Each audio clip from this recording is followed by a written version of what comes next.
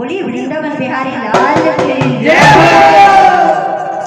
सखिया, राधा रानी और ठाकुर जी का झूला तैयार कर रहे हैं और ठाकुर जी को बुला लिया। बोलने लगे आ जाओ ठाकुर जी, बैठ जाइए आप।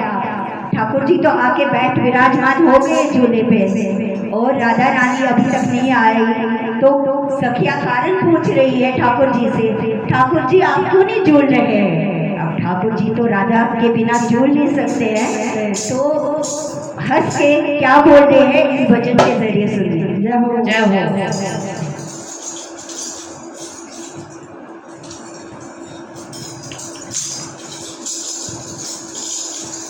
झूले